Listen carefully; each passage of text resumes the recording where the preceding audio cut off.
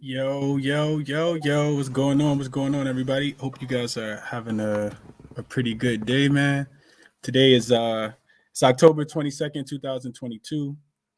I'm gonna let the space fill up just a tad bit over on Twitter. I appreciate you guys for being here on YouTube though.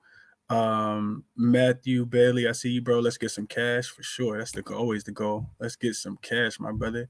Dylan, appreciate you being here as well. I know we've been chopping it up in the DMs.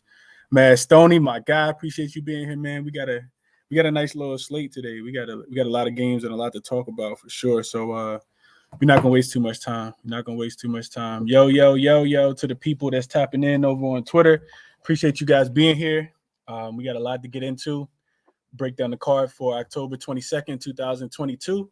I think we got a 9-game slate today, so we're gonna talk about it. Give you guys my looks. Appreciate everybody for tapping in during the morning show too, man. I'm getting up early in the morning. Well, I'm always up early in the morning, but I just figured I'd start doing shows early in the morning.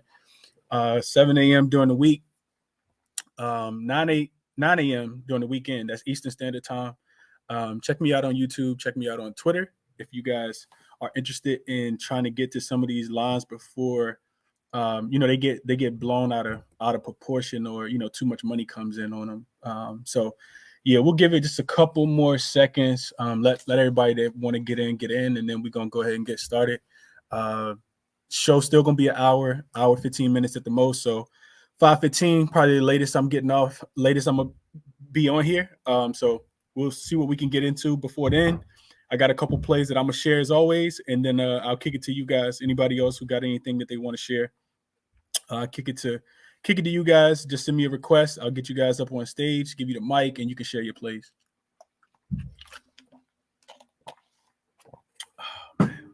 Real quick on the recap. I'll do the recap real quick while everybody else coming in. So we had a pretty successful day yesterday. I gave out yesterday morning. If you watched the Cast It with Chris show, I gave out the Pacers -4. Trash. They are trash. Never backing them again in my life. And that's probably going to, at least not this year. And I'm probably serious about that. You're not going to burn me against the Spurs, and I back you again.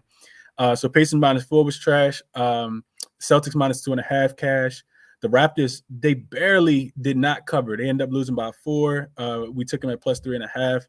So that one didn't cash. And then the Pelicans -6 was easy money. They won by double digits, which I kind of anticipated. So 2-2 overall for -0.92 units. I'm sorry, that brought me to 0.92 units. I actually made 1.4 units yesterday. And then I gave out the Ben Mathurin ladder, which was and I gave out Halliburton over 18.5 points. All 4 of those cashed. So we finished the day at plus 7.3 units yesterday, which brings us on the season to plus 6.38 units. So I'm keeping tally of all of those. So yeah, we up now. Finally up after having some back and forth type days. A lot of those leans cashed as well that I gave out yesterday. So I don't know if you guys were interested in those props, but I talked about Steph last night. He cashed. Jaylen Brown, Jalen Green, who else? The list, Keldon Johnson. The list goes on and on and on. A lot of those guys we were on the other day, and they didn't cash for us when we took them on the first night. But sometimes that's why you go back to the well, right? That's exactly why you go back to the well and look at those guys again. What's up, Prop? I see you, bro. Appreciate you being here. What up, NBA Prop? Rome said a Mathurin ladder too. Yeah, for sure. Mathurin came through for us, man. I like Ben Mathurin a lot. And, got a chance to, do some of the capping early, watching him in the preseason, We ain't going to talk about Ben Mathurin too much. Hopefully we cash a lot of ladders. We just getting started. I actually got another ladder that I like for you guys today.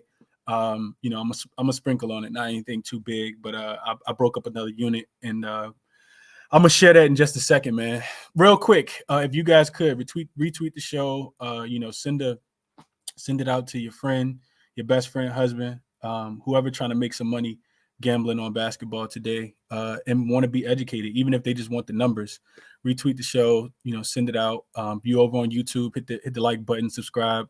Also, the podcasts in the morning are now going to be available on all podcast net platforms as well. So If you guys don't want to look back at YouTube, you guys will be able to download the podcast or just listen to it over on Apple Podcasts and Spotify. You just search for the name, Cashed It with Chris, and the podcast the podcast will come up, just the audio version.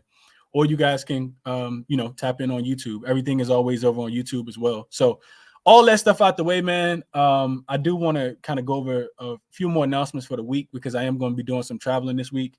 But I'm still going to be doing shows. The grind don't stop, man. Every single day, we trying to do 2 shows a day. We trying to make a lot of money and just keep running it up and running it up and running it up. Same way we did last year. So the grind won't stop. I'm still going to be doing 2 shows a day, even though I do got, like I said, some travel and a birthday coming up pretty soon. But that's neither here nor there. Like I said, 9-game slate, and let's go ahead and jump in, man. Let's jump into it. So I talked about the recap already. First game up, we are going to Philly. We're going to Philadelphia. The San Antonio Spurs travel into Philly. This is a 6:10 Eastern time game, 5:55, 5:56. We get a spread that opened up at 13 in favor of the Spurs, and a total that opened up at 223.5. The total is now up to 224.5. So some money's come in on the over, which I didn't really cap the total at all. So I don't got nothing on the total.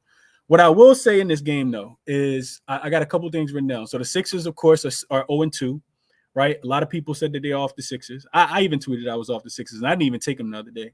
But I said they got to figure it out. I think this is the perfect figure it out spot, though, right? You get the Spurs, who probably is the worst team in the league. If they're not the worst team, they're the second worst team in the league.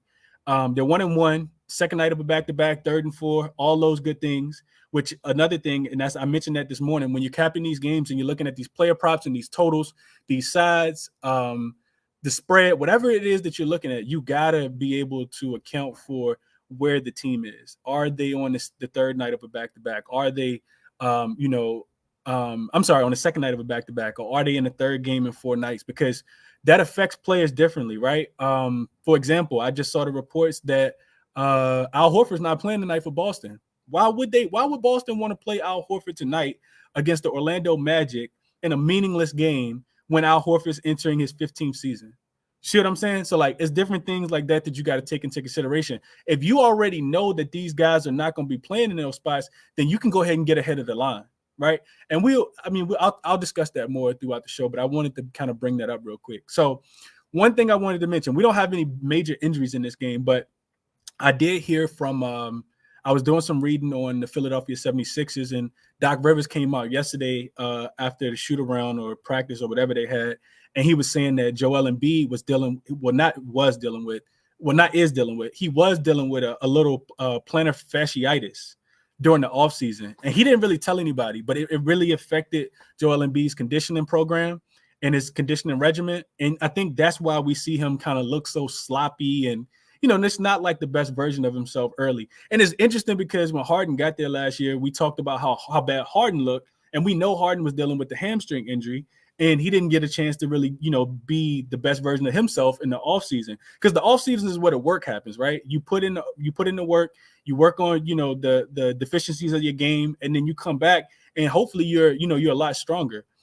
You're better in those areas where you challenge yourself over the offseason. But if you don't get that opportunity because of an injury, you're not going to be, better, because everybody else is always working. Everybody's getting better, right? So I thought that was interesting that Joel Embiid was dealing with that. And we didn't know, right? I wish I would have known. I took his points over in the first game and he finished on the hook. So I thought that was interesting. I wanted to kind of just pinpoint that and share that with you guys. But I see this as a perfect get right spot for the Sixers. So what I got written in my notes and what I wanted to share with you guys in regards to this game is that the Sixers have historically owned the Spurs. They're 9-1 in the last 10 straight up and covered 6 of the last 10 spreads. The Spurs are also just 2-5 ATS in their last 7 games in Philly. And that was with, a much better Spurs team with DeJounte Murray. And then Philly's also, of course, the more rested team. They're the team that has the most approved given the expectations for the season right now. I like Philly in this spot, man. The 2 losses for the 76ers have come against really elite opponents out in the Eastern Conference. We're talking about, the Eastern Conference is not a cakewalk, especially at the top. When we're looking at the top of the Eastern Conference, they played Boston. Boston, pretty much was a tad bit shy of winning the NBA championship last year. And then you get the Bucks, who the Bucks probably would have beat Boston in the Eastern Conference Finals if they had Chris Middleton. So, it's been no cupcakes for the Philadelphia 76ers so far. So 2 championship contending teams, but the Spurs are not a championship contending team. Not even close, right? So what I'm looking at, and the Spurs are also a young team. I think shout out to Ski. I think Ski said they had 6 guys on their team that weren't even of the legal age to drink. So extremely young team, and that doesn't really. It's not. I don't think it affects them. Far as third and fourth nights too much. But for the rookies on the team, you do kind of. You're like, dang, I'm used to playing this. This amount of basketball. For the people that are in their prime, I think from like year 3 to probably year 10 or 11, I think they're fine. It's the older people like Al Horford. LeBron James, even though LeBron's just a physical specimen, it's those guys that I think, it takes a little bit more of a toll on, and the younger players, because we always hear about running into that rookie wall too, right? So what I'm on in this game, I feel like I talked a lot already. I'm not really interested in player props. The reason why I'm not, and I'm not talking you guys off, if you like something, play it. But the reason why I'm not is because I feel like this game does have blowout potential. And if Joel Embiid points is sitting at 27.5, 28.5, and he gets 25 at the beginning of the fourth quarter and they're already winning by 17, he's probably not going to play the fourth quarter. You're going to finish on the hook.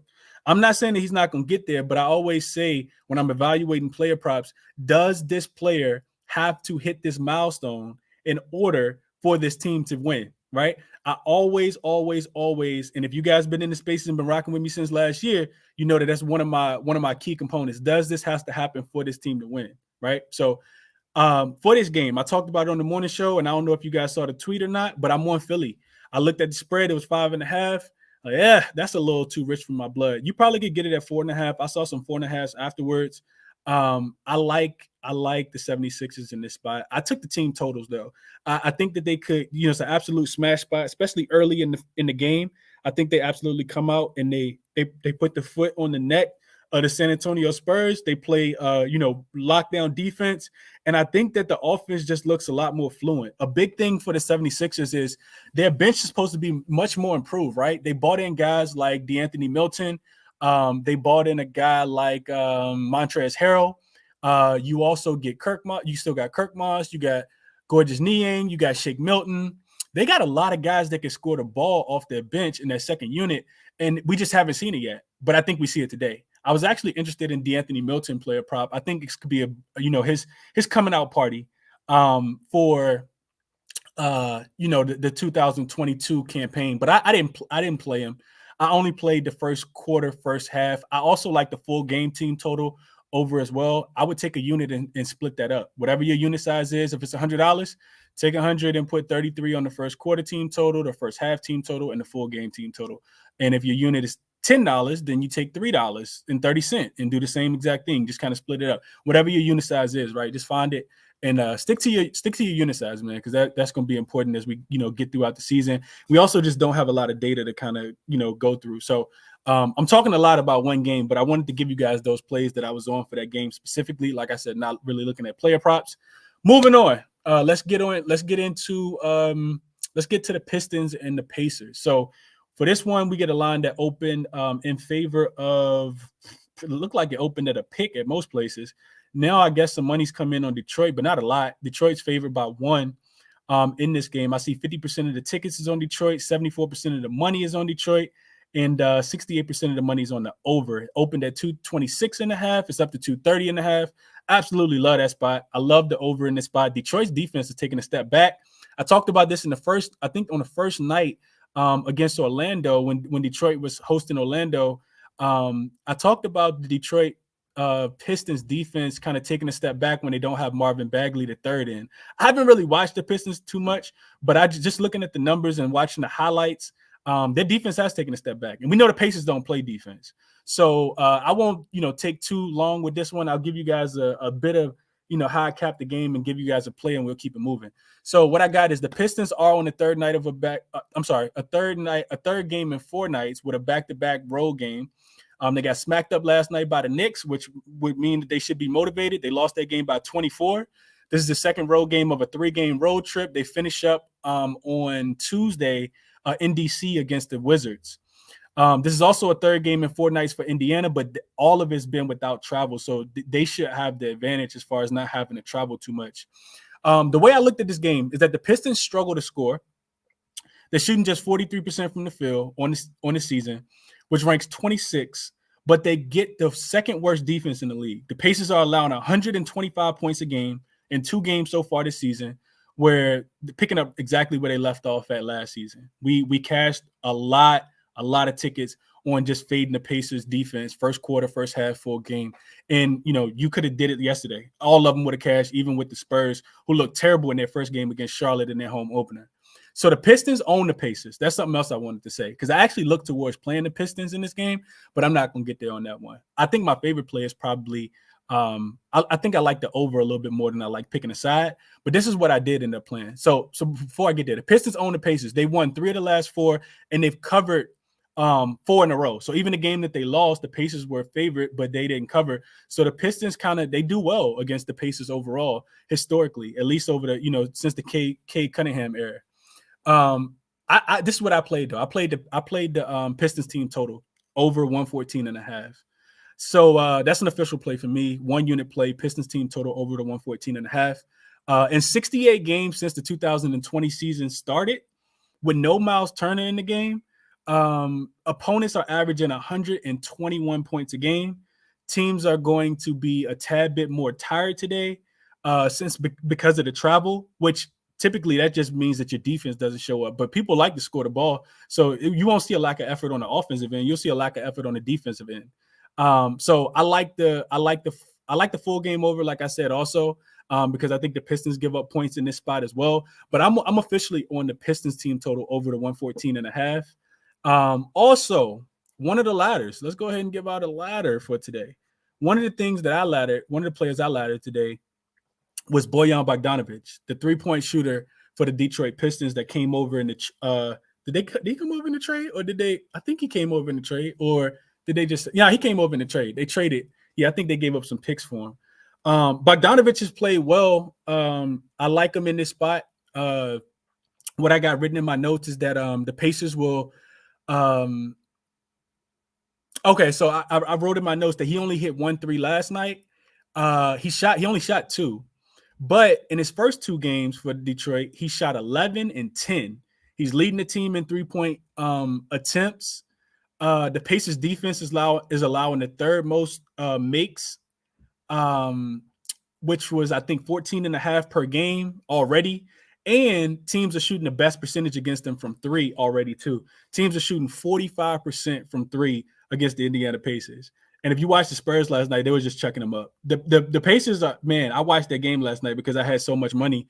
Well, not so much money, but I had some plays in that game. And it legit looked like a high school game at times and a middle school game at other times. They're really bad. The Pacers are a horrible team, and I expect Bojan Bogdanovic to get hot. I played his threes, 2.5. I think I got it at -102. I'm gonna tell you guys exactly what I got it at. I played his threes though. I know I took the 2.5. It was plus money when I took it, and this was recently too. This was like within the last hour. Just trying to find a ladder that I actually like, but also not really forcing anything. So I got one more ladder I want to give you guys as well. But Bojan Bogdanovic is definitely a guy that I ladder, and like I said, it's just a unit. Put half a unit on the over 2.5 threes. And then I took the other half unit and I split it between over for him to make 4 threes and him to make 5 threes. So 4 threes I got at 270, and then 5 threes I got at 640. So that's what I did. I just want to give you guys that. So half unit on Bogdanovic over the 2.5 threes at plus 102. Then take full unit on the 2.5. I do think that he makes 3 threes. I'm sorry about that. So full unit on the 2.5, half unit on the 4 makes, which is plus 270 on FanDuel, and then another half unit on Bogdanovic, 5 made threes at plus 640. So that's how I'm gonna be playing this game. Pistons team total over 114.5, and I'm taking Bogdanovic. I laddered his threes. All right, so that's where I'm at with that. I don't got too much more than I'm going to kick it to you guys because, like I said, we still getting off here about 5:30. So Celtics and the Magic. And matter of fact, let me go to the YouTube comments real quick and see what I got over here. See what you guys talk about. Hopefully Pacers keep his ass on the bench. Starting five has no interest in giving him the ball. Oh my God, OTB, bro, we got to have a conversation about that. Mather and Ladder hit last night, and they did not pass him the ball one time. He had to score every single time by himself. It literally looked like a high school basketball game last night. It looked like his teammates hated him. He has teammates that pass the ball. Halliburton is like one of the assist leaders, but they would not pass the ball to him. But you know what? I digress because we still cash, so it don't matter. But yeah, I was, let's just say I was frustrated. I was frustrated by him not getting the ball, especially in that third quarter when he played with the starters. Pelicans win margin 11 plus cash for me, plus 155. I was on that as well, Matt Stoney. I didn't play it, but I like that a lot. And I talked about them winning the game by double digits. Taking Trey Jones 1-3 at minus 138. Okay. Mavs Grizzlies is going to be interesting for sure. We're going to get into that game. I'm definitely going to get into that game. What is that? VNL Trucker. We're going to get there for sure. Wendell Carter double. Adam Silver just came out and said he's considering demoting teams that are tanking to the G League. Hey, bro, that might need to happen. NBA Prop said, I like Boyan's points. May find my way to playing it at 18.5 as well. I could see that as well. A kid named Coop said he's playing Jabari Smith threes over 2.5 and climbing the ladder. He had 11 and 8 attempts in the first two games. And we know the Bucks still give up those threes. I like that look a lot. As well. All right, cool. Let me move on real quick, get to a couple more games. I'm not going through every game. Like I said, I'm going to just give you guys the looks that I got for the games that I'm playing. A couple looks I gave you guys already. But let's keep it moving. So Celtics and the Magic. So this game opened up and I got banners for all of them. I don't know why I'm not pulling them up. Let me go Celtics and the Magic. You know what? I don't see it. So we're not going to spend too much time looking for banners around here. We're going to keep it moving, keep it pushing. So Celtics and the Magic. I'm not playing this game, but I'll give you guys what I got on this one. Celtics so the spread for this one opened at 7.5 in favor of the Celtics. It's been bet up now. I know some money's come in. I think people are expecting a blowout, which wouldn't really surprise me at all. I cashed on Boston last night, so I'm not looking really to play them today. I see the spread up to 8.5 now. The total for this one opened at 219. It's down to 216.5. And that might be because Al Horford is sitting in this one. And I'm not sure if anything else I'm not really locked in on this game at all. I'm just keeping it honest with you guys. I think the Celtics already have two impressive wins. Opening night, they beat Philly. Then they go to Miami, which was supposed to be a revenge game for Miami because they knocked them out in the Eastern Conference Finals, and they didn't get any revenge last night. Miami didn't get any revenge, and I loved it. I was on the Celtics. I gave out Jaylen Brown as a lean because I didn't want to put too many units out, and this dude has been killing it. I'm really upset with myself for not playing him because I've been talking about him every single show that I've been doing. But anyway, back-to-back for both teams. The Celtics own the Magic. They've won 9 of the last 10, covered 7 of the last 10. Could be a letdown spot for the Celtics after the two big wins. But I'm not looking to fade the Celtics. I think they responded really well to the Udoka situation. The Magic played Atlanta close last night. They couldn't score in the second half. I expect them not to be able to score again today. If the Celtics come in this game locked in, I think they gave up something like 44 points in the second half. I think the Orlando Magic scored something like 44 points in the second half. So I'm staying off this game. Not really interested in the player props at all. Just staying away from this one. So moving forward, we get the Raptors and the Heat.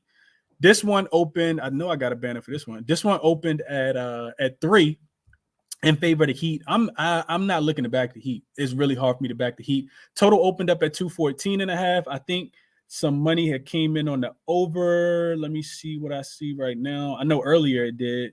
214. Yeah, so it opened at 214.5. It's up to 216, 215.5. I see. Which I would agree with. Toronto, this is the second night of a back-to-back for them. They had the heartbreaking loss last night in Brooklyn. Not a long travel from Brooklyn to Miami. Over here on the East Coast, the Heat, they get another home game. I don't know how many it's going to take for them to win, but to win one, but they get another home game. They are 0-2 on the season. Chicago came in there and cleaned them up. I was on Miami in the first game, not looking to back them until I see something change. Otto Porter Jr., I think, is ruled out in this one. I got him listed as questionable. I know I saw an update earlier. Same thing with Chris Boucher. I think Yurt 7 is out. And I think Victor Oladipo is still out in this one as well. I lean towards the Raptors team total over 106.5. I know that the Raptors offense, can look a little stagnant at times, and they more so rely on their defense. But they've scored 110 points in the last 3 meetings against Miami. Miami's defense has also allowed 111 and 116 points to a good offense in the Celtics, but not so much good of offense in the Bulls. The Bulls only scored 100 points last night against a Wizards team that a lot of people weren't high on. That's a whole nother story for a different day. Also, looking at this game, the over is 4-1 in the last 5 meetings. And last year, when the Raptors played on the second night of a back-to-back, they averaged 111 points. So I like the over for the Raptors team total, but I'm probably not going to get there just because I got so many other plays in. And if I do put it in, I don't have a lot of plays in. Y'all just know I'm strict. I'm not trying to play, 45 things. I'm trying to keep it to about 5 or 6 units being out at a time. I don't like to go crazy. So if I do play it, it'll be a half unit play for me. But Raptors team total over 106.5 is also something that I like a lot. Even though the Heat are due to win a game sooner or later, I just think that they struggle with the teams that play defense and the teams that have a lot more length in them. So that's where I'm at with that one. The Cavs and the Bulls. I don't even think I got a banner for this one. This one opened at the Bulls +1, so the Cavs are favored by 1 point. Total was 217.5. Since then, let's see, we got some money coming in on Cleveland. I see 66% of the tickets on Cleveland. I see 83% of the tickets are on the over. And 84% of the money is on Cleveland. So Chicago is not looking good. Both of these teams, well, Cleveland didn't play last night. Cleveland will be fresh. Chicago did play last night. They played the Wizards and they lost that game by 2 on a Bradley Beal game-winning jumper. Total. So spread is now going in favor of Cleveland. It's -2, -1.5 on some of the sharper books. Total went from 217.5 up to 221. So people are still expecting points. I know that Garland is out in this one. The Bulls do get Zach LaVine back in this one. I forgot who else was hurt on that team, but they get somebody else back too. I'm not interested in playing this game. I need to see the Bulls play. I don't really want to back the Cavs, even though I feel like they're the better team in this spot. But I just want to kind of figure the Bulls out before I start laying money with them. Also, I think Zach LaVine could throw the offense off just a tad bit because it typically takes about a game to work the guys back in. So nothing official on me for the Cavs in the Bulls game. Moving right along, we got the Rockets and the Bucks. And this is a game that I am interested in. I didn't play this one either, but you know what? I do. I got to play for you. No, I don't. I don't got to play for you in this one. But I was really close to putting this ticket in. I just feel like it's better spots on the board. So the Rockets are on the second night of a back-to-back. They're traveling to Milwaukee from Memphis. So how far is that? I guess that's not a super long flight. Memphis is down south where I am, and Milwaukee is up north. So not too long of a flight, but they do they catch the Bucks, the more rested team, also just the better team in general. The Rockets look a little better than I expected them to, though, throughout the season. They played Atlanta tough on opening night, was down by 5. They jumped out on Memphis yesterday and was up big in the first half. I didn't think it was sustainable, and of course it wasn't. They ended up losing that overtime last night, which also doesn't bode well for them. But they have a young team. Coach Salas, has a young team over there. The Bucks are 12-point favorites. The total for this one opened at 231. And right now I see the spread at 13. So some money's come in on Milwaukee, which I don't agree with. And the total has gone down. It's dropped from 231 down to 227.5. So I'm guessing people are thinking that Milwaukee plays defense and stifles Houston, and Houston doesn't score. I don't want to be a day late and a dollar short on Jalen Green. So that was where I was going to look at in this game.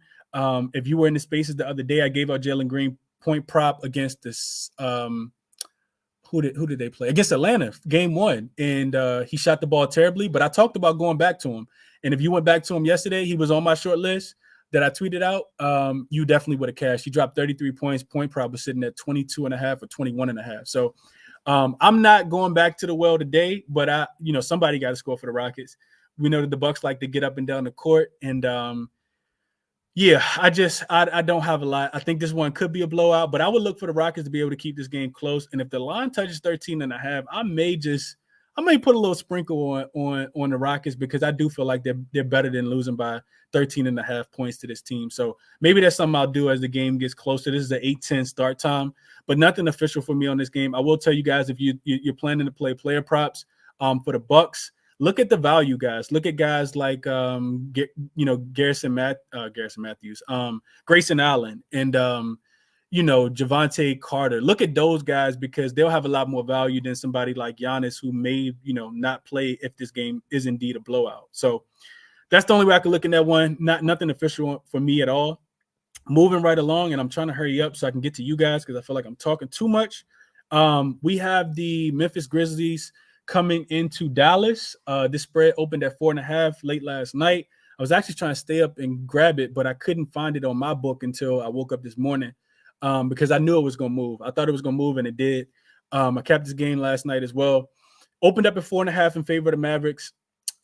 It's the total opened up at 220.5, and it quickly got bet up to 5.5, to 5, then 5.5. I actually caught the 5. That makes me feel good. I think I don't see any more 5s left. Well, I do. No, I don't see any 5s left. I see some 5.5s, which I think is fine as well. I like Memphis in this game. I like Memphis and I talked about it earlier. First of all, not Memphis. I like Dallas in this game. They're the home team. They're a more rested team. And this is a conference, in division game as well. The Mavs tend to play the Grizzlies well. The Grizzlies are going to be shorthanded, even though I saw the reports that Dylan Brooks is questionable to make his return, and they'll need him. They'll definitely need him, especially with the game last night against, for the Grizzlies against Houston going to overtime. Ja had to exert a lot of energy. The whole team did for them to come back in that game. So that's a upper echelon type performance for them, not wanting to lose against Houston. They had to do a lot last night, and I like that, and that's one of the main reasons why I like Dallas today. This was actually my first play that I locked in, was the Mavs minus the 5. They look good, man. The Mavs look good on opening night. We know what Luka does. We know that Luka came into the season already in shape. I don't think the Grizzlies, I don't think the Grizzlies have anybody that can slow him down. Christian Wood looked really good off the bench.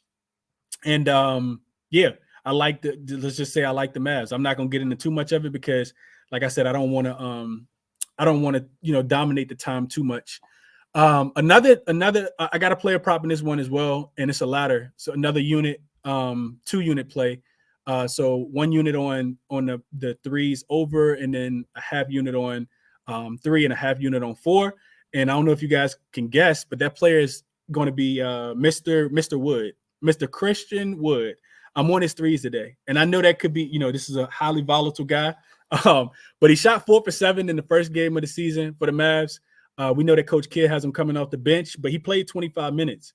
I was looking back at the game log yesterday. The Grizzlies, they allowed the Rockets to shoot about 45% from 3. I think that he gets a really good matchup because Steven Adams will be guarding him, and they'll try to get him away from the rim. And we saw what a matchup like that can do last year in the playoffs when Steven Adams was essentially played off the floor because he was having to guard Karl Anthony Towns, who just took him away from the rim. And I think Christian Wood does something similar today. I think the 3-point opportunities will be there. So I actually played Christian Wood 3s. Over 1.5 was, let me tell you guys, it wasn't plus money. Minus 115. I played Christian Wood minus 115, over 1.5 3s, unit play. 3 3s, I played them at a half unit plus 280. And then 4 3s, I played at 750. So pretty good odds on the 4 3s. Like I said, he hit 4 3s last game. I think the Grizzlies come out a little bit tired after having to exert so much energy, and I like the matchup.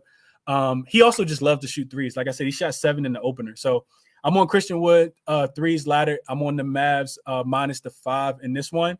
Really like both of those plays a lot. We got a couple more games to get into. We got the Thunder game and the Kings game. Real quick on the Thunder game. So let's see.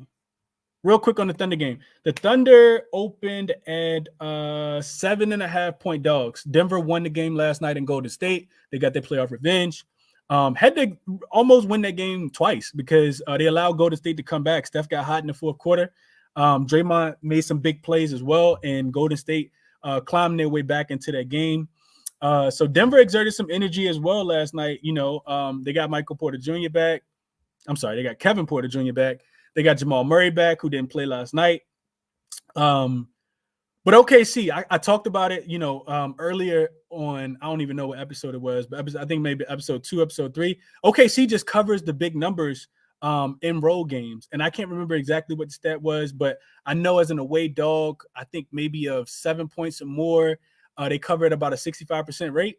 They don't win the game straight up. It's an ugly, ugly straight up record, something like 13-40. So they lose the game, but they cover the spread. I think this is another one. Letdown spot for Denver after a big win last night. OKC's the more rested team. It is a home opener for Denver, but I don't know if it's a home opener for Denver or not, or that other game was a home opener. Either way, I would look towards OKC. I'm not interested in laying the 8 points with Dallas. With Denver. And I'll probably look at Shai Gilgeous-Alexander. I know he looked good in the season opener. I don't think they got anybody that can stop him. I think he had 32 points in that game, but I'm not really looking to play any player props in this one. I like OKC to cover the game and keep it kind of close though. Didn't play that officially, but that's the only way I would look in that game. And then the last game, we got the Clippers and the Kings. Not touching this game. Kawhi Leonard won't play. John Wall won't play. Sacramento is not a fade team right now. I like De'Aaron Fox a lot. He went over his 30 points. He went over 30 points in game 1 as well. Spreading this one opened at 3, and it's really not moved, which is telling you, I think that tells us a story that the line is sharp and, people aren't really necessarily looking to bet this game. I see 67% of the money is 67% of the tickets is on the under, and 55% of the tickets is on the Kings. And which means that the 61% of the money is also on the Kings. So people actually like Sacramento in this spot. I know that they get Keegan Murray back in this one from I think it was just conditioning, the reason why he missed the first game. And I like the Kings. I do like what the Kings are doing. I'm not the biggest fan of I can't think of that coach name right now, but I'm not the biggest fan of I cannot think of his name. Whatever his name is, the bald-headed black guy. I'm not his biggest fan, but I can only look towards probably looking at a player prop in this game if I felt like I had to play it. So nothing official for me in that game at all. Real quick, I'll go back over what I did say I was official on, and then I'll open it up to you guys. So if you got plays that you want to share, definitely request up. We're going to be on for about another 30 minutes. So I'm going to try to get to all the requests that I can in the time being. So 76ers and the Spurs, I talked about the team totals. I played the first quarter team total over for the 76ers, over 31.5. That was a half unit. I played the 76ers first half team total over 60.5. That was another half unit play for me. I think it's a perfect get right spot for them. Moving along, I played in the Pacers and the Pistons game, I played the Pistons team total over 114.5. I also laddered Bojan Bogdanovic threes at over 2.5 for plus money, and then I played him at 4 and I played him at 5 as well. What else? Moving along, I played the Mavs minus the 5, and I played Christian Wood. I laddered his threes as well. And excuse me, I think that's it. Yeah, I think that's it. I think those are all the plays that I gave out. Detroit. Oh, I'm sorry. Detroit. I'll skip over that game. I played Detroit team total. Oh, I said I played Detroit team total over 114.5. So those are I think it's 5 official plays. At this point in time, like I said, if you guys got plays you want to share, definitely request, and I'll get you guys up here. Let me start with my guy Big Tony. I think it might be his first time up. So I want to hear from you guys. Tell me if I'm crazy. Tell me if I'm overlooking anything. But definitely want to hear from you guys. Big Tony, I appreciate you being here, bro. If you're free, the mic is yours, bro. Tell me what you on today. Hey, right on, Chris. Right on. I just want to say, first off, right on for doing all the capping you do and all the SDQ. Trust me, I know it's the grind. Being in there running all these nitpicky numbers, but I just want to say I really like your take on Bojan for his over threes ladder. I mean, he used to play for the Pacers. I follow the NBA a bunch, but not follow the Pacers, unfortunately, a bunch. But yeah, their defense is abysmal. Got that going on for them. And I'm maybe for Bojan.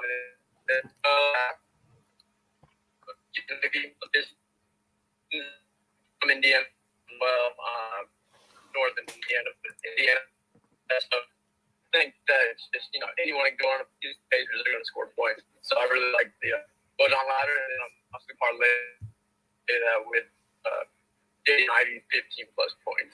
Jaden Ivey 15 plus points. Yeah, with the Bojan over 2.5 threes. Okay, now I like that. Ivey's looked good. He has looked good. I've been, not really watching Detroit play as much as I wanted to, in the first couple games, but I have been checking him out, and he's looked good. So I appreciate the love on that one, Tony. Appreciate you being here, and best of luck, my brother. Right on. Appreciate it. Absolutely. Let me kick it to my guy Vaughn. Then I got locked down up here as well. Vaughn, what's going on, my brother? How you doing today? I'm good, bro. You hear me good? Yeah, you good. You clear? Hey, man, I don't know if we got the same exact notes. I don't know if it's because I'm always in the spaces, but dog, everything you're on, I'm on. We always talk about attacking Indiana and San Antonio. So I'm with you on the team totals for Philly. First quarter, first half. I didn't know how to. I don't know. I like you said, I don't watch a lot of Detroit. So I just took the team total over for the game. Because I had a couple player props I wanted to play. Like you said, if you was to take first quarter, first half team total versus the Spurs and the Pacers, that's a bet that hasn't missed all season. Which one is that again, Vaughn? I'm sorry. Which one was that, Vaughn? First quarter team total against the Spurs Mm-hmm. or against the Pacers. Mm-hmm. First half or team total. Yeah. No, you're right. I tweeted it, Vaughn. I tweeted it that that Philly offense been it's not been the greatest. I think they're averaging like 56 points in the first quarter. In the first half, but this team is giving up 60 points in the first half, and a lot of it is not just the defense either. I think when people think about points, they're like, oh my God, that's this team. Like this team has a horrible defense. It's not all defense. Some of it is pace. Right? Because these teams want to get out and they want to just fly. They look like a youth league team that don't know how to run a half-court offense. Everything is a fast break, whether it's a primary fast break or a secondary fast break. So I think a lot of it is that too, Vaughn. They just want to play at a faster pace. I hope, I hope, Vaughn, that the Spurs try to speed up Philly today, because that's gonna bode well for us. Man, hey, listen, I'm with you 1,000%. I don't know. I'm always betting against the Pacers, so I'm always watching them because I want to see some of my money. So I'm with you 1,000%, bro. They push on misses, makes, out of bounds plays. They pushing the ball off timeouts. So yeah, man, I'm with you on everything against Spurs. I'm with Detroit team total for the game. I got it at 113.5. I got that one like soon as it dropped. I'm with you on the Bojan ladder. I took his points. I laddered his threes. I also took Sadiq Bey points. Somebody's gonna go off.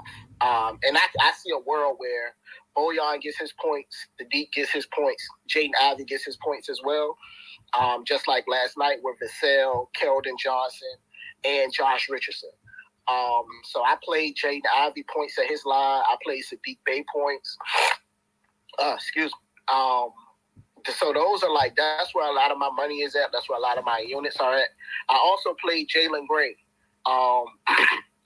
Going back to the well, we know what Milwaukee is defensively. And then also looking at Milwaukee, they don't have no athletic wing defenders. So I see Jalen Green at least being able to get to his line. I laddered him last night and Ben Mathurin, so I end up going up like 22 units, mainly off those two. Damn, congrats on that, bro. Yeah, man, it was a great night, bro. What else? That's a lot of what I'm on, bro. And I also took Scotty Barnes. He's been shooting 15, 16 shots, but his points is at 14.5. And we said that before, if somebody is taking that amount of shots for that amount of points, I'm always willing to take my chances. Also, he's playing 37, 38 minutes. We talked about it. I think I had tweeted you that the other day. The Raptors starters playing pretty much the entire game. Oh yeah, Nick Nurse act like he don't got a bench. Yeah, facts. Exactly. But it's only a half unit play because I know they on the second night of a back-to-back. So I didn't go as heavy with the units. Nothing for me in the Milwaukee game. Nothing for me in the Chicago game. I think I'm gonna get to the board with Jared Allen double. Chicago's right now just struggling to rebound the ball. I kind of like that, but that's all I'm on, man. We didn't get too crazy tonight. I've already kind of started my research. I'm excited about tonight because it's some teams that I don't watch that much of: the Raptors, the Heat, the Mavs, Denver. So I'm excited about tonight. I'm gonna try to get in the crib and get situated. I think I'm gonna end up getting to the board with that 5 for the Mavs too, man. Memphis exerted a lot of energy last night. And it's gonna be hard for Ja to continue to do what he's doing at this pace. So I think I'm gonna get to the line with that -5 for Dallas. It's not in the books yet. I typically play a lot of spreads, but I do see Dallas being able to win this game by 9 or 10 points. Yeah, Vaughn. I think we align, bro. There's nothing wrong with the alignment. I like it. I like it a lot, Vaughn. We was up units last year when we aligned, so I like it, bro. I like it a lot. Hey, best of luck on best of luck, Vaughn, on everything that you everything else that you playing tonight as well, bro. Best of luck, my bro. Absolutely. All right, cool. Let me kick it to my guy Lockdown. I want to get to you, and then Willie, I got you up here, bro. I'm gonna come to you next. What's up, guys? I'll jump right in. Wanted to tag in on Ivy. Prop Bomb reminded me that he's playing near his hometown. He's from Indiana. Went to high school there. Played Purdue. So they're playing at Pacers, right? It's at Pacers. Yeah, at Indiana. So Jaden Ivey will be playing it near his hometown tonight, technically, or in home state, really. So that'll be more of a motivation. I'm on his points as well. So that's going to be hopefully a big night. I did do a fun parlay that maybe I can read out later if we have time, but because it is, it's Saturday, got to have a little fun. I want 0.2 units to win 20. You got to have something crazy.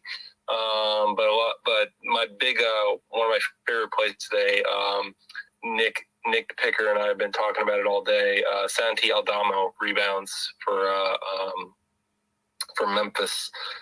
Even though they're on a back-to-back, he's like one of the younger guys. I think maybe Adams might get a little more rest tonight.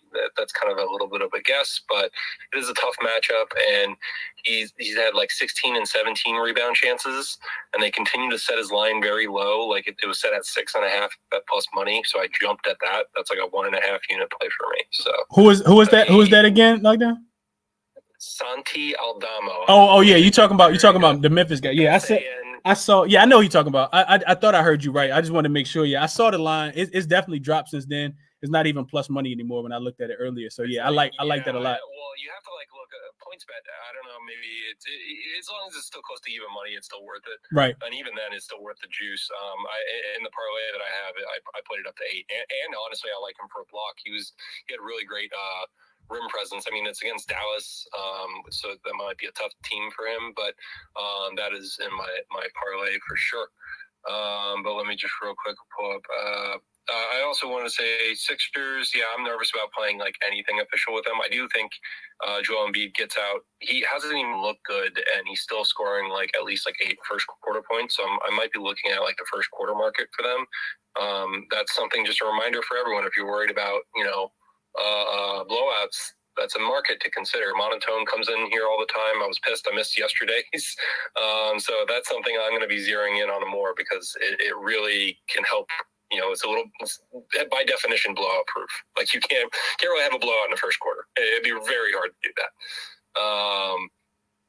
The other play that I like is Paul George steals again. So that might honestly just be what someone else said it best, like a system play. Just take him for 2 steals as long as they set it at 1.5. If you take it for the whole season, it might just get you profit, like regardless by the end of the season. He averages, I think I came in here last year, first game said he averaged 2.2 last year on 38 games. And I only expect that to be the same or even get better.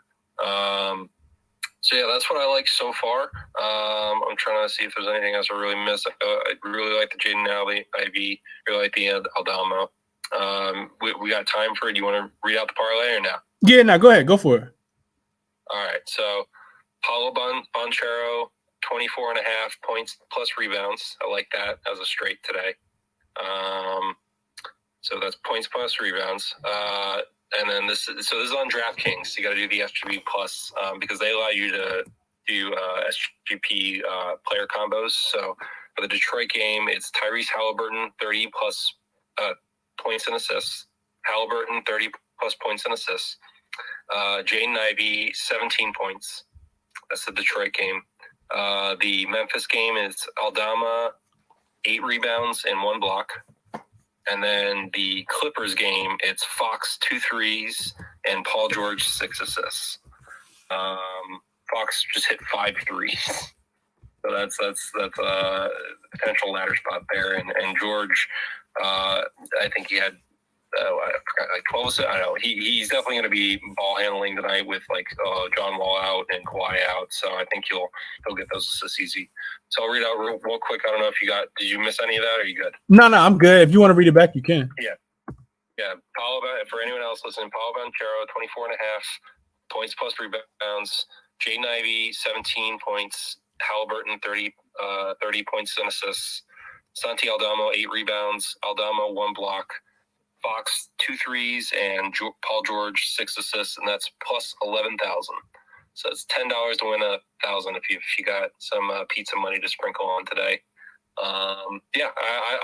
These are the kind of parlays that are just fun. Like I already have my straights for the day, and there's a whole bunch of other plays that I like, but I don't really want to play like a million straights on a weird Saturday sometimes. So you just parlay them and hope for the best. And I've hit these before, so best of luck to everyone. Absolutely, like that. Appreciate you sharing that, bro, for sure. Best of luck to you as well.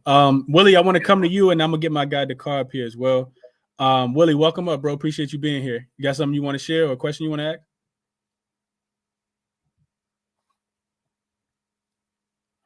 Real quick, while I'm waiting on that, I want to address something in the YouTube comments. So OTG Bet said that the Mavs first half seems like the move. They keep choking late in the fourth. So OTG, what I'll tell you about that is when you said that, it made me go look at some SDQL. So last year when the Mavs played the Grizzlies, first of all, I don't think I looked at this. They were 3-1 straight up, 3-1 ATS, which I mentioned earlier. They were 4-0 to the under. And those games averaged about 194 points. And that's a lot of money left on the table, a lot of points left on the table when you're looking at a total that's at 220 right now. So, it's almost like divisional football in the sense that, the teams know each other. They play each other a lot. And, the games just go under. So it looks like it's still a lot of value. This one opened at 220.5. It's down to 219 in some spots. But it still seems like it's some value left on the table. We know that the Mavs win games with their defense. They only gave up an average of 92 points to the Grizzlies last year in those games. The Grizzlies didn't score over 100 in any game last year against the Mavericks. And that kind of makes sense for tonight. I'm not saying that they don't score 100, but it makes sense that the Grizzlies don't get to their team total just because of how much energy they had to exert, especially if, Dylan Brooks doesn't come back in this game. So, just something that I wanted to point out. But what I wanted to point out specifically. So the Mavs first half. So what I'm looking at is the Mavs actually own the second half.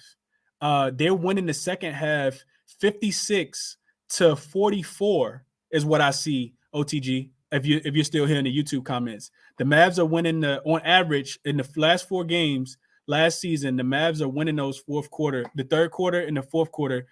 They scoring 28 points in both. And they're giving up 22 points in both. So 56-44. So it looks like they're dominating the second half. If you're scared of the Mavs, kind of, just kind of giving the lead up late. So just wanted to share that real quick. Real quick, I got my guy Dakar in the building. Want to kick it to him. And then Anthony, I know we've been chopping it up too. I want to get you up here so you can share whatever it is that you got. But Dakar, welcome up, my brother. Good call on that live bet yesterday on Memphis, man. How you doing today? No, that was all you, man. What's going on? I just followed you to the water, dog. Hey, bro, as long as we cashing, I don't care who get the credit. I don't care. Hey, as long as them things is green in the doggone ticket, man, that's all I care about. Absolutely. Today, man. Absolutely, bro. Absolutely. I'm good. How you doing, bro? What you on today? What you liking? Good. I'm gonna keep it real quick, man. I woke up, I saw your stuff about Philly. I'm all over that, man. I seen that Indiana game, man, with the Spurs and stuff like that. I don't know what's going on with the Spurs, but they are a dumpster fire. Philly should definitely score that in the first and a half. I got them on the team total over what I got. Hold on. Over 119 and a half, like that play as well. They should definitely do that against the Spurs. I'm on the Cavs today as well, man, against my Bulls today. Okay. I think I came in, I heard someone talking about how the Bulls just cannot rebound. And I think that's going to hurt them against the Cavs today. You know, you got Allen out there, you got Evan Mobley. You know, them cats is beasts on the board, you know, and those second chance opportunities, that's a killer for the Bulls right now. You know, that's a killer for the Bulls. So, opening night, Zach LaVine's going to be coming back, trying to, you know, make a little splash in the water. I'm still going with the Cavs, man, money line. Cavs money line. Okay. I like it. Because real quick, I want to pull something up while you saying that, because this is something that I didn't look into. We know historically they don't rebound the ball well. Let's see. The Bulls are rebounding. Let's see. They rank 16th right now, averaging 42 rebounds a game.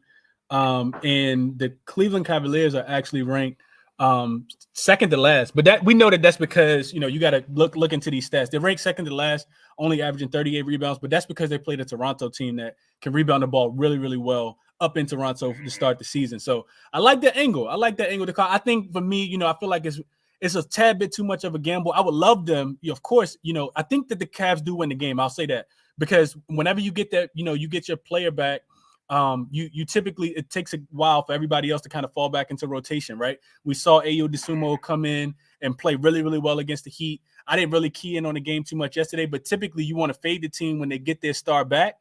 If it's a superstar, and then that second game you want to take them back. So, you know, everybody kind of adjusting already, and now you got to make another adjustment, because we know Zach LaVine, they gave him the bag. He had the surgery in the offseason. So he's definitely going to come in and, you know, steal shots and, you know, just diminish some people's roles and, you know, kind of put everybody back into their spot. So I'm with you on that, Dakar. I think for me, I would really like the Cavs a lot if they had Garland in this spot. But I do like Donovan Mitchell, and I think he probably goes off tonight for sure too. So yeah, that's the only thing that stopped me was Garland a little bit. But once I seen Donovan Mitchell, and like you said, everything you said about Zach LaVine, that's the reason I really had it played that way. I only put a half a unit on that one, though, you know. But you know, I can't leave here without a first quarter. You know what I'm saying? So, you know, I definitely, I think it was Vaughn talking about that Memphis game. And, you know, we watched Memphis last night. We seen how lethargic they came out, you know what I'm saying? And also, we seen how much energy they put into winning that game. They lost so many games against Houston last year. I believe that's why they really put forth the throttle on trying to win that game. You know, they didn't want to start the season off losing against Houston like they did all them times last year. You know what I'm saying? So they won that game, came back from a huge deficit, and now they got to come play Dallas. Nah, give me Dallas first quarter, man, -1.5. Okay, they're gonna come out there a little bit slow. Memphis might keep the game close, and who knows? They might actually come back and win the game, or, you know, keep it within that. What is it? I think it's -6 right now. Yeah, 6.5. Yep. Man, give me that first quarter, man. Dallas -1.5. Let's book it, man. I got that for 2 units. Oh, okay. I actually like that. I do think that Dallas comes out early. I don't think Dallas is going to be coming from behind in this one. I think, like you said, it'll probably be Memphis that'll be coming from behind. But yeah, I like that a lot, bro. Best of luck on that one, Dakar. We'll tap in later and see how it go. Absolutely, man. Appreciate it, man. Have a good day, y'all. Absolutely, Dakar. Same to you, my brother. Vaughn, I want to kick it to you before I kick it to Anthony. What's up, Vaughn? Hey, real quick. Hey, Desmond Bain looked like he on that THT diet. Hey, bro. That man look heavy, out of shape, and he is shooting the ball horribly. And his lateral movement is god awful right now. Doing well with the assist, though. He's doing well with the assist, though. He's doing well with the assists. You got to take a look at that. You got to give him credit for that. Oh, my man said he on the T. I wasn't ready for that one, but my man said he on the THT diet. Yeah, THT done went out in Utah, boy. It looked like he supposed to be one of the clumps. He didn't, boy, then got eating real good out there. He eating too good out there, man. That's funny, man. I'm writing that Dallas first quarter -2.5 down, bro. I think I like that. I want to look a little more into that one, man. For And sure. real quick before I really dip off, let me just dive in one last time.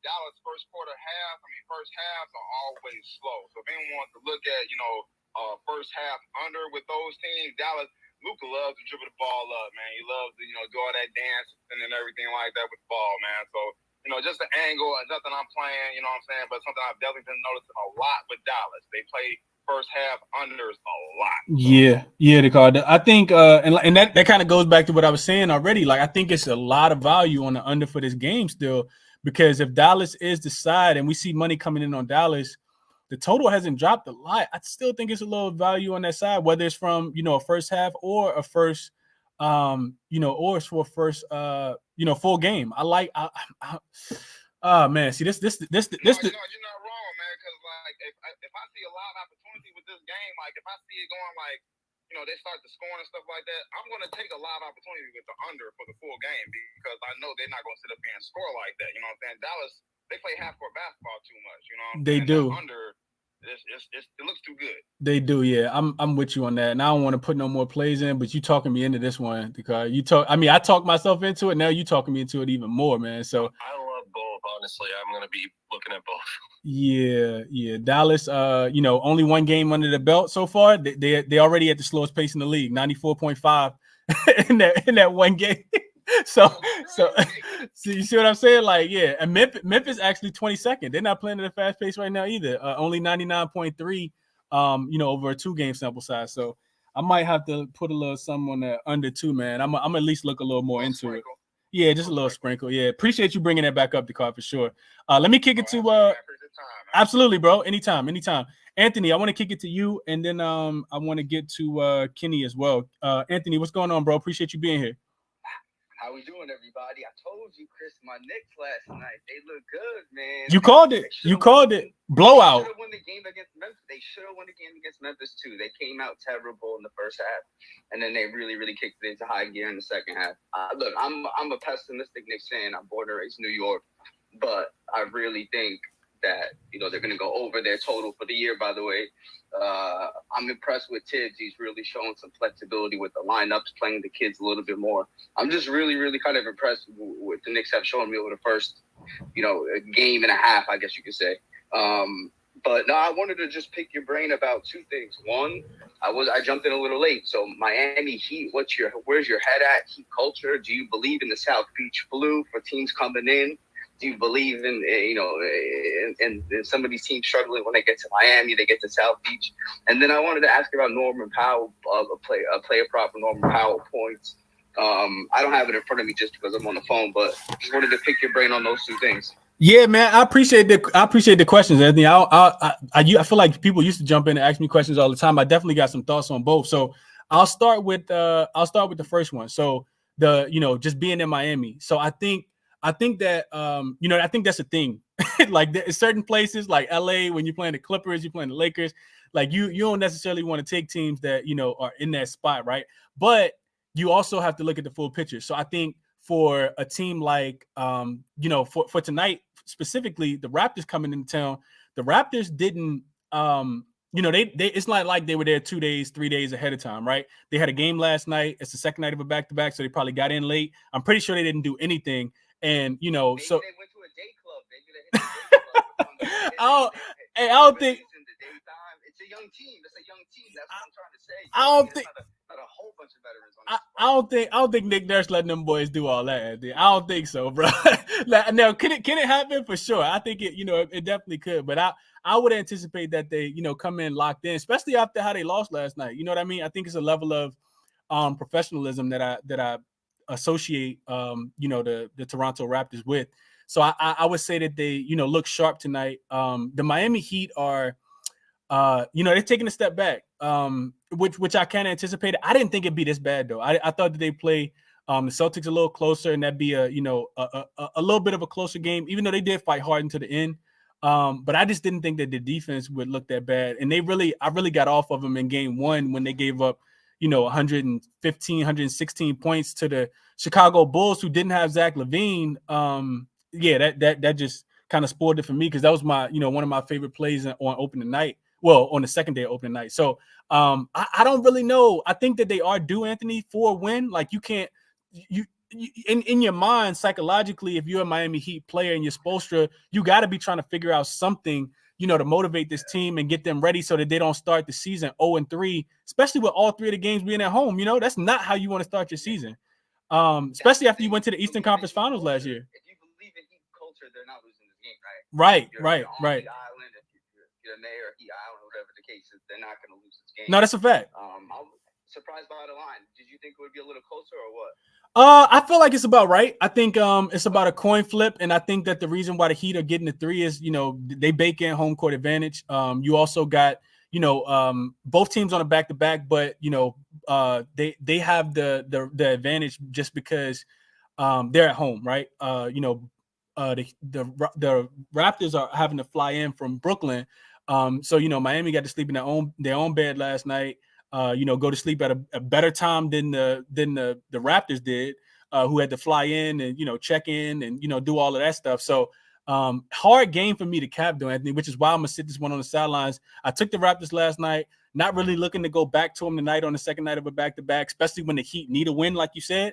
But I'm not laying anything with Miami right now until they prove it to me. I'm not in the business of giving my money away to the book, so I'm not, into really playing this game at all. I think I'm gonna just sit this one on the sidelines. I will say shout out to Siakam. He had a triple-double. He had a monster triple-double yesterday against Brooklyn, and he's also had 20 and 10 in both of the first 2 games. So looking at somebody like him, and then to your second question, Anthony, I think Norman Powell, right? So Norman Powell is gonna be a guy that probably is gonna get a few more minutes without Kawhi Leonard being there tonight.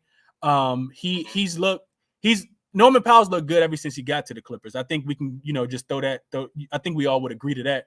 My thing with Norman Powell and just taking back anybody on this team, Anthony, is that the Clippers are just so deep, right? Like I said earlier, I don't know if you was in here earlier, but I said that if I'm taking a player prop, I feel like, I got to have an edge on that player prop. I got to feel like this player can clear that player prop and go over by, 3 if it's rebounds, 2 if it's 2 or 3 if it's an assist, 5 or 10 points if they possibly can. So I wouldn't necessarily be looking to play Norman Powell, but for me, that's more so just because I'm a little cautious with it, right? So I just would stay off of it, but like I said, that's just me. Norman Powell could catch fire, but then again, so could Luke Kennard. It's the Sacramento Kings, so it wouldn't surprise me if Terrence Mann went off. You know what I mean? So I'm not really to key in on, anybody on that team. The Clippers they're a unit, they're one solid unit, and it could be anybody's night on any given day. So. Chris, one last question, bro. Thank you for your time. I just wanted to ask, in football, when you bet on football, home field is usually 3 points. Right? Yep. And I'm learning right now that, did you say basketball is the same 3 points? About 3, 2.5, 3. Okay, cool. Good to know. Awesome. Thank you for your time, bro. I really appreciate it. And thank you for all your hard work. Absolutely, bro. Appreciate you being here and tapping in with me. Real quick before we get out of here, let me get Kenny up. Kenny, I thought I had brought you up, bro. My fault. If I can get you connected, I want to kick it to you and hear what you got to say. Question you got or play you like in today's card. Ken, if you can hear me, bro, the floor is yours.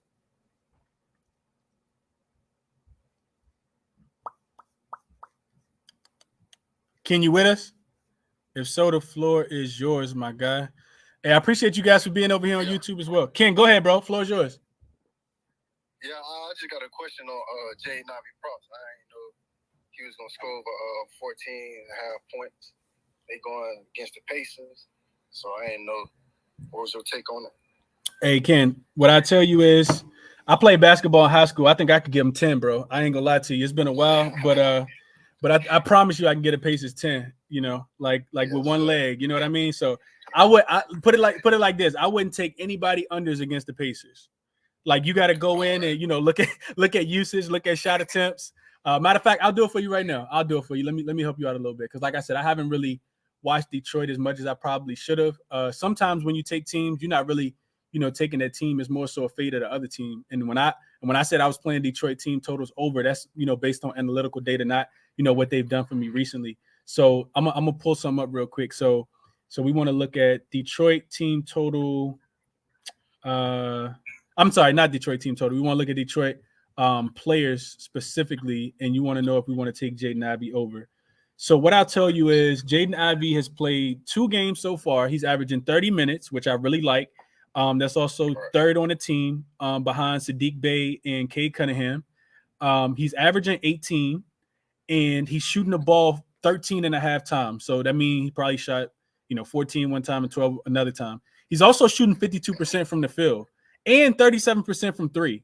So there's no way I would look towards taking this dude under. I actually like that line a lot. You almost done talk me into it, bro. I like that a lot, bro. Yes, sir. Just had a quick question. Absolutely, bro. Absolutely, man. Best of luck tonight. Yes, sir. All right, one more. Let me get Ari up here, and then we're gonna close this thing out, man. I'm gonna go over my officials real quick, and we're gonna close this thing out. Ari, can you hear me, bro? If Ari Bronze, if you can hear me, the floor is yours, bro. Well, are you connected? Yo, what's up, man? How you doing?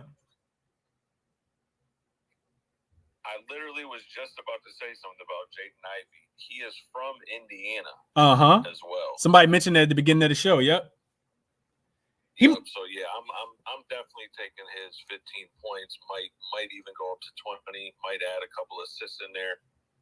I was gonna say, all right, this might be a ladder spot. It definitely could be a ladder spot. I don't like that. It's the second night of a back-to-back. He is a rookie, which could go either way, right? Like he could have a terrible shooting game because he's not used to playing this many minutes in an NBA setting, right? And it looks like he fall flat on his face. Or he could just be playing against the Pacers, which he is, and go for 30, right? So I wouldn't talk anybody off, potentially laddering him, just playing it safe and taking his points over. But I appreciate you requesting up, bro, and sharing that insight. Yeah, no problem. Thank you, bro. Absolutely. Vaughn, what's going on, bro? Nothing too much, bro. Just real quick, if Jalen Smith is out, right now he's listed as questionable. If Jalen Smith is out, I'm gonna throw a little something on Isaiah Jackson, points or rebounds or double-double, depending on what the lines come out at. But I know right now he's questionable, and last night he didn't play about 6 minutes and went out early. Okay. Now I like that. I like that a lot. We got so Jalen Suggs is gonna miss that game for Orlando tonight. Like I said, I'm not playing that one, but that news came through Underdog 9 minutes ago, and I got to get back to sharing stuff on the Jumbotron like I typically do. But yeah, that's the show, man. I've been on for an hour. You know what? I got a couple more requests. Let me see if I can get to UK Mac. I'm a nice guy, man. Let me see if I can get to K Mac real quick. We got a couple minutes. I'm almost at 1 hour and 15 minutes, and that's the longest I wanted to be on here. K Mac, what's going on, bro? You got a question or a play you like tonight? Yeah, man, I'm trying to see what you think about. Would you take Tyrese Maxey 5 assists for the win? K-Mac, this is my thing. So they're playing against the Spurs. I think Tyrese Maxey could have however many assists he want, right? The problem with that look is that James just dominates the ball so much. I haven't really looked into like potential assists. I don't know if you know how to do that, but you can go on NBA.com and go to the advanced stats, and you can look at how many assist teams are, how many assist players could potentially get based on, misses and makes. And that would be something that I would look into to kind of, figure it out. If you need help, showing you me, I can show you how to do it. I can send you a screenshot of video, show you how to do that if you need help with that. But I would look at that, see how many assists he could possibly get. I do think that the win part going to be super easy, but I don't know about, he could finish with 4 assists. Harden dominates the ball so much and gets all the assists. So, I wouldn't talk you off, but I would just look at it a little more. Oh, I appreciate it, man. Absolutely, bro. Absolutely. Big Tony, I'm gonna come back to you and then we out of here. I don't got no more requests, so don't nobody else request up. It's like, nah, I'm messing with y'all. Let me see if I can get Big Tony back up here. Big Tony, can you hear me, bro? Yo, yeah. My bad. I can hear you, Chris. I just make it quick. I know I'm wrapping up in about an hour. But I am back and running Phoenix Matherin again. His points, they bumped it up a little bit to 16.5, but I'll eat the juice, seeing how he's been playing. I'll run that for sure. Okay. I'm a ladder, but I'm gonna take the over the line for sure. Yeah, Tony, I couldn't. I can't talk you off. The guy was golden to us yesterday. If you was in the space yesterday, he cashed for us. I think it was 7.3 units altogether. We took the whole ladder up to plus 880. I saw your ladder. Unfortunately, I couldn't make the space. Right. Yeah, that's why I try to tweet it out as well, man. I'm always trying to help people cash as much as I possibly can. So I do the spaces. I'm doing 2 shows a day. I'm doing I'm tweeting it out. I'm about to start making 1-minute videos with BetUS as well. I'm partnered with them, so making some 1-minute videos with my favorite plays a couple times a week starting next month.